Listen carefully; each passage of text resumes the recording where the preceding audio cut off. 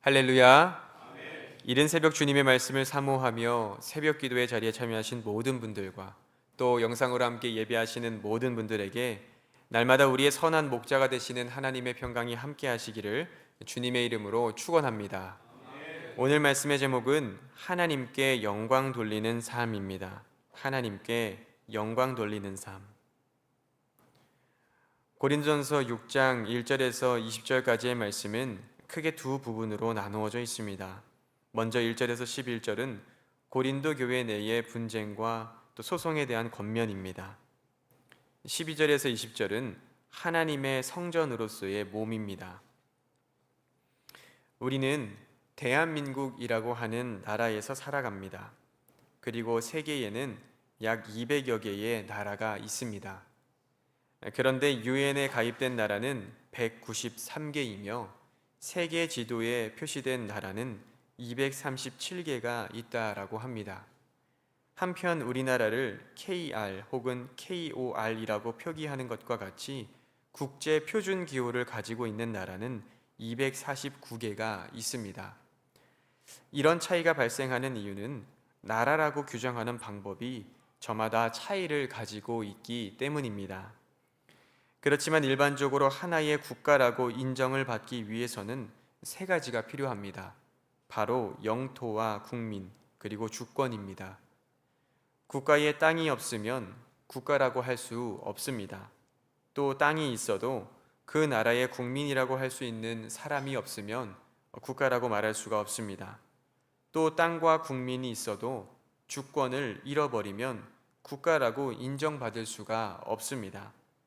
우리나라도 1905년 일본에 의해서 외교권을 박탈당하면서 외교 무대에서 하나의 나라로 인정을 받지 못했던 시절이 있었습니다. 한편 영토와 국민 또 주권을 가진 나라는 하나의 국가라고 인정받을 수가 있습니다.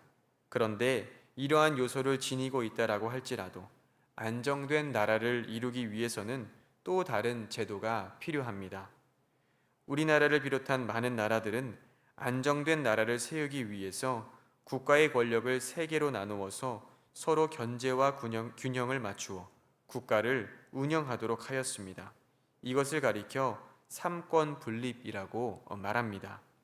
삼권 분립은 법을 만드는 입법부와 재판을 하는 사법부, 또 나라를 운영하는 행정부로 구성되어져 있습니다. 이 각각의 기관들이 서로를 견제하고 균형을 맞출 때에 안정된 나라를 구성할 수 있다고 생각했고, 그래서 지금의 많은 나라들은 이러한 제도를 사용하고 있습니다. 그런데 각각의 기관들이 적절한 역할을 한다는 것은 무엇을 의미하는 것일까요?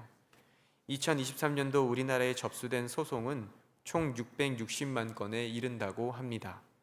우리나라 인구가 약 5천만 명이니까 우리나라 사람의 10명 중에 1명은 소송을 제기했으며, 민사의 경우 최소한 2명이 소송에 참여하니까 어림잡아도 5명 중에 1명은 소송을 경험했다라고 할 수가 있습니다. 작년 한 해 우리나라의 대형 로펌의 수익이 5조 원이 넘는다라고 합니다. 이 금액이 너무 커서 어느 정도 규모인지 체감이 되지 않아 비교할 만한 자료를 찾아보았는데, 2025년도 올해 우리나라가 7대 국가 전략기술 사업이라고 하는 반도체, 인공지능, 바이오, 보안, 양자 컴퓨터, 2차 전지, 우주 기술을 개발하는 데 사용하려고 하는 예산이 바로 5조 원이라고 합니다. 그러니 대형 로펌이 수입만 하지 않아도 국가 전략기술 사업의 예산만큼의 돈이 절약될 수가 있는 것입니다. 이처럼 지금의 시대는 소송과 함께 살아가는 시대라고 말해도 과언이 아닙니다. 그런데 오늘 본문에서도 이러한 소송에 관한 이야기가 등장합니다. 사도 바울은 고린도 교회 내에 소송의 문제가 있다고 하는 이야기를 들었습니다. 오늘 본문 고린도전서 6장 5절에서 사도 바울은 내가 너희를 부끄럽게 하려 이 말을 하노니 라고 말하면서 고린도 교회 내에 소송의 문제를 겪는 일이 부끄러운 일이라고 말씀하고 있습니다. 고린도전서 6장 20절에서는 너희 몸으로 하나님께 영광을 돌리라 라고 말하면서 고린도 교회 성도들이 그리스도인으로서 하나님께 영광을 돌리라고 말씀하고 있습니다. 그렇다면 하나님께 영광을 돌리는 삶은 어떤 삶일까요? 본문의 말씀을 함께 살펴보며 하나님께 영광을 돌리는 삶에 대해 살펴보고 기도의 제목을 삼고자 합니다. 첫째로는 하나님 중심으로 살아가야 합니다. 하나님 중심으로 살아가야 합니다. 오늘 본문 고린도전서 6장 1절 말씀에 너희 중에 누가 다른 이와 더불어 다툼이 있는데 구태여 불의한 자들 앞에서 고발하고 성도 앞에서 하지 아니하느냐라고 말씀하고 있습니다. 사도 바울은 고린도 교회의 성도들이 서로 다투었을 때 불의한 자들 앞에 고발하고 성도 앞에서 하지 않았다라고 말씀하고 있습니다. 사도 바울은 왜 재판하는 이들을 불의한 이들이라고 말하였을까요? 그것은 당시의 재판이 불공정한 재판이었기 때문이었습니다. 당시의 형사사건은 로마의 법정에서 로마법에 맞게 비교적 공정하게 재판을 행하였지만 민사사건은 그렇지 못하였습니다. 그래서 가해자이든 피해자이든 상관하지 아니하고 돈이 많거나 사회적 지위가 높은 사람에게 유리하게 이루어졌습니다. 당대의 고린도가 상업으로 인해서 많은 자본이 유통되었던 도시였던 것을 생각해 보면 돈이 있다는 것은 곧 권력이 있던 것과 같았습니다. 그러기에 당시의 사람들은 돈을 중심으로 살아갔습니다. 우리가 어제 살펴본 고린도전서 5장에는 성도의 음행에 대한 이야기가 등장합니다. 이 사람은 그의 아버지의 아내를 취한 범죄를 저질렀던 사람이었습니다. 그런데 고린도 교회 성도들은 이것을 징계하거나 처벌하지 않았습니다. 왜냐하면 그가 돈이 많았던 사람이었기 때문이었습니다. 성경학자들은 그가 돈이 많았고 사회적 지위가 높았기에 사람들은 그의 잘못을 지적하지 않고 오히려 그를 자랑했다라고 말씀하고 있습니다. 그가 어떤 삶을 살았는지에 상관없이 우리 교회에 사회적 지위가 높고 돈이 많은 사람이 있다는 것을 고린도 교인들은 자랑스러워했던 것이었습니다. 그런데 사도 바울은 고린도전서 5장 6절 말씀에서 너희가 자랑하는 것이 옳지 않도다. 작은 누룩이 온 덩어리에 퍼지는 것을 알지 못하느냐라고 말씀하며 고린도 교회의 성도들이 잘못을 방치한 것을 책망하였습니다. 뿐만 아니라 오늘 본문에서 고린도 교회의 성도들은 교회 내에 분쟁이 발생했을 때 이를 세상 법정에 송사하였습니다. 왜냐하면 자신이 피해를 보았기 때문이었습니다. 고린도 교회 성도들은 자신이 입은 피해를 보상받기를 원했습니다. 그러기에 세상 법정에 송사하여 이를 해결하기를 원했던 것이었습니다. 그런데 성경의 말씀에는 이미 해결 방법이 나와 있습니다. 마태복음 5장 22절에서 24절 말씀을 보면 나는 너희에게 이르노니 형제에게 노하는 자마다 심판을 받게 되고 형제를 대하여 라가라 하는 자는 공회에 잡혀가게 되고 미련한 놈이라 하는 자는 지옥불에 들어가게 되리라. 그러므로 예물을 제단에 드리려다가 거기서 내 형제에게 원망 들을 만한 일이 있는 것이 생각나거든 예물을 제단 앞에 두고 먼저 가서 형제와 화목한 후에 그 후에 와서 예물을 드리라라고 기록되어 있습니다. 성경에서는 형제와 분쟁이 있을 때 아주 간단한 해결법을 제시하고 있습니다. 바로 화해하라는 것입니다. 우리는 어떻게 우리와 다툰 형제와 화해할 수 있을까요? 바로 하나님 중심으로 살아갈 때 가능한 줄로 믿습니다. 전에 증권가에서 일하시던 성도님과 이야기를 나눈 적이 있습니다. 그런데 이 성도님은 만몬이 얼마나 무서운지 모른다며 돈의 무서움에 대해 이야기하기 시작하셨습니다. 짧은 시간 내에 무섭게 변하는 증시를 보면서 또 여러 가지 상품들을 보면서 어떤 이는 책상을 내리치고 머리를 감싸주기도 하며 투자에 큰 문제가 생겼을 때는 스스로 목숨을 잃는 일을 보면서 돈에 대한 두려움이 생기셨다는 것이었습니다. 그러기에 날마다 하나님께 기도하며 하나님께서 지켜주시기를 기도했다라고 말씀하셨습니다. 사랑하는 성도 여러분, 우리는 이 땅을 살아가면서 돈이 없이는 살아갈 수는 없지만 돈이 아닌 하나님을 중심으로 살아가야 하는 줄로 믿습니다. 자신의 이익을 위해 살아가는 사람은 다른 사람과 화해할 수 없습니다. 그가 원하는 것은 화해가 아니라 보상이기 때문입니다. 그러기에 우리는 우리의 이익이 아닌 하나님을 위해 살아가야 합니다. 우리가 하나님을 위해서 살아갈 때 하나님은 우리를 통해 영광을 받으시게 됩니다. 오늘 하루 하나님을 중심으로 살아가면서 우리 주변에 있는 이웃과 화해하게 될 때에 하나님께서는 우리를 통해서 영광 받아 주시고 기뻐하시는 줄로 믿습니다. 둘째로는 믿음의 넉넉함을 지녀야 합니다. 믿음의 넉넉함을 지녀야 합니다. 사도 바울은 고린도 교회 내에 송사의 문제가 있다는 이야기를 듣고 오늘 본문 고린도전서 6장 7절 말씀에서 너희가 피차 고발함으로 너희 가운데 이미 뚜렷한 허물이 있나니 차라리 불의를 당하는 것이 낫지 아니하며 차라리 속는 것이 낫지 아니하냐라고 말씀하고 있습니다. 사도 바울은 고린도 교회 성도들에게 서로를 고발하지 말고 차라리 불의한 일을 당해서 피해를 보더라도 피해를 보는 것이 낫다라고 말씀하고 있습니다. 앞서 살펴본 것과 같이 당대의 소송은 힘 있는 사람이 힘없는 사람을 법정에 세우는 것이었습니다. 고린도의 상황을 살펴본다면 돈이 많은 사람이 돈이 없는 사람을 상대로 소송을 제기한 것이었습니다. 피해를 보았기에 소송을 제기하는 것, 이것은 자신의 소유가 자신의 것이라는 생각으로부터 출발하는 것이었습니다. 그런데 그리스도인이 가진 모든 소유는 하나님께서 허락하신 것입니다.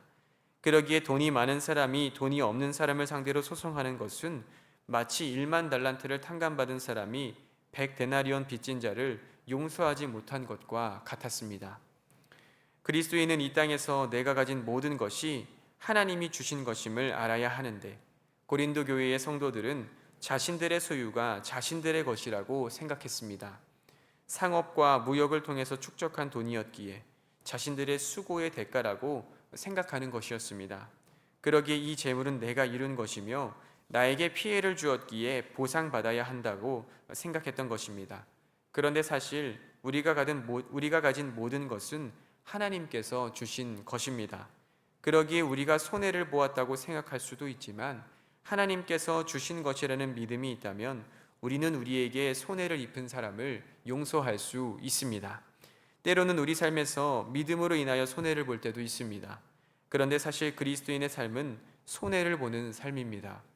성경의 말씀을 살펴보면 복음을 전했던 사도들은 내쫓김을 당하고 매를 맞기도 하며 복음을 전한다는 이유로 박해를 받았습니다. 누구보다도 믿음이 좋았을 사도들이었는데 그들의 삶에는 고난과 손해가 가득했던 것이었습니다. 그런데 그들의 삶에 고난과 손해가 가득했지만 사도들에게는 그보다 더한 믿음의 넉넉함이 있었습니다. 사랑하는 성도 여러분, 말라기 1장 8절의 말씀에는 너희가 눈먼 희생제물을 바치는 것이 어찌 악하지 아니하며 저는 것 병든 것을 드리는 것이 어찌 악하지 아니하냐라고 말씀하고 있습니다. 그러기에 우리가 하나님께 예물을 드리더라도 형제와의 다툼으로 인한 예물을 기뻐하지 않으시고 다른 이를 속임으로 얻은 예물을 기뻐하지 않으십니다. 하나님께서는 우리의 소유의 넉넉함보다 믿음의 넉넉함을 기뻐하시는 줄로 믿습니다. 고린도전서 1장 8절의 말씀처럼 십자가의 도가 믿음의 능력이 세상의 사람들에게는 미련한 것이라고 평가받을지라도 구원을 받는 우리에게는 하나님의 능력이 되는 줄로 믿습니다. 끝으로는 성결한 삶을 살아가야 합니다. 성결한 삶을 살아가야 합니다. 고린도는 항구 도시였기에 많은 상인들이 방문하는 도시였고 유흥업소들이 성행했습니다. 그래서 고린도는 쾌락과 유흥, 음행으로 알려져 있던 도시였습니다. 심지어 철학자 플라톤은 몸을 파는 여인을 지칭하는 표현으로 고린도 소녀라고 하는 표현을 사용하기도 했습니다. 사도 바울은 오늘 본문 고린도전서 6장 12절 말씀에서 모든 것이 내게 가하나 유익한 것이 아니요 모든 것이 내게 가하나 내가 무엇에든지 얽매이지 아니하리라 라고 말씀하고 있습니다. 당시의 고린도 지역에서 유흥업소를 방문하여 몸을 파는 여인과 관계를 맺는 것은 아주 일상적인 일이었습니다. 아무도 이를 제지하지 않았고 평범한 일처럼 여겼습니다. 그러나 사도 바울은 모든 것이 가능한 것이라고 해도 유익한 것이 아니며 모든 것이 가능하다고 해서 그것에 매이지 않겠다라고 이야기하고 있습니다. 왜냐하면 그것은 우리의 몸이 존재하는 이유가 아니었기 때문이었습니다. 사도 바울은 고린도전서 6장 13절 말씀에 음식은 배를 위하여 있고 배를 음식을 위하여 있으나 하나님은 이것저것을 다 패하시리라. 몸은 음란을 위하여 있지 아니하고 오직 주를 위하여 있으며 주는 몸을 위하여 계시느니라라고 말씀하고 있습니다. 그러면서 사도 바울은 고린도전서 6장 15절 말씀에 너희 몸이 그리스도의 지체인 줄을 알지 못하느냐라고 말하며 18절 말씀에서는 음행을 피하라. 사람이 범하는 죄마다 몸 밖에 있거니와 음행하는 자는 자기 몸의 죄를 범하느니라라고 말씀하고 있습니다. 하나님께서는 우리에게 몸을 주셨습니다. 이 땅의 사람들은 몸을 가지고 여러 가지 모습으로 살아가지만 우리 모두는 하나님이 주신 몸으로 하나님께 영광을 돌리며 살아가야 합니다. 우리가 하나님 앞에 영광을 돌리며 살아가기 위해서는 늘 우리는 하나님 앞에 있는 것처럼 살아야 합니다. 우리가 하나님 앞에 늘 있는 것처럼 살아간다면 모든 순간 우리는 행동을 조심하게 됩니다. 우리가 하나님 앞에 있는 것처럼 살아간다면 모든 순간 우리는 하나님의 기쁨이 되기 위해 살아갈 것입니다. 그러기에 우리는 매일의 삶의 자리에서 하나님 앞에 있는 것처럼 진실하고 거룩하게 살아가야 합니다. 그때에 우리는 우리의 몸을 통해서 하나님께 영광을 돌리게 되는 줄로 믿습니다. 성결한 삶을 사는 것, 그것은 우리가 하나님 앞에 있음을 기억하며 하나님 앞에 진실하고 거룩하게 사는 것을 의미합니다. 우리가 거룩한 삶을 살아가게 될 때에 성령께서는 우리 안에 임재하시고 우리의 삶을 이끌어 가시기 시작하십니다. 사랑하는 성도 여러분, 오늘 본문 고린도전서 6장 19절에서 20절 말씀에 너희 몸은 너희가 하나님께로부터 받은 바 너희 가운데 계신 성령의 전인 줄을 알지 못하느냐. 너희는 너희 자신의 것이 아니라 값으로 산 것이 되었으니 그런즉 너희 몸으로 하나님께 영광을 돌리라라고 기록되어져 있습니다. 우리는 예수님의 피값으로 산 소중한 존재입니다. 그러기에 우리의 몸은 우리의 것이 아니며 성령님이 거하시는 거룩한 전입니다. 오늘 하루 우리의 삶에서 우리 안에 거하시는 성령님과 함께 동행하며 성결한 삶을 살아가게 될 때에 하나님께서는 우리의 몸을 통해 영광 받아 주시고 우리의 삶을 인도해 가시는 줄로 믿습니다. 이런 믿음 가지고 하나님께 영광을 돌리는 삶을 살아가게 되는 저와 여러분이 되시기를 주님의 이름으로 축원합니다. 기도하겠습니다. 거룩하신 하나님, 이른 새벽 저희를 주의 전으로 불러주시고 생명의 말씀 주심에 감사합니다. 주님의 인도하심을 따라 살아가는 오늘 하루의 삶 가운데 하나님께 영광 돌리는 삶을 살아가게 하여 주시옵소서. 세상이 내 중심이 되는 것이 아니라 하나님을 중심으로 살아가게 하시고 내가 가진 모든 것이 하나님께서 주신 것임을 기억하며 믿음의 넉넉함을 가지고 살아가게 하여 주시옵소서. 그때의 성결한 삶을 통해 내 안에 계시는 성령님과 함께 동행하며 날마다 하나님께 영광 돌리는 하나님의 기쁨이 되는 삶을 살아가게 하여 주시옵소서. 이 시간 간절한 기도의 제목과 함께 하나님 앞에 드린 귀한 서원의 예물들이 있습니다. 하나님 나라를 위하여 귀하게 사용하여 주옵시고 간절한 마음으로 주 앞에 기도하는 모든 기도의 제목들이 하나님의 때에 응답을 받게 하여 주시옵소서.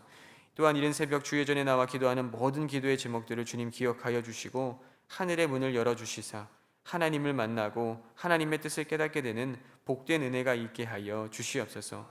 예수님의 이름으로 기도하옵나이다. 아멘. 이 시간 함께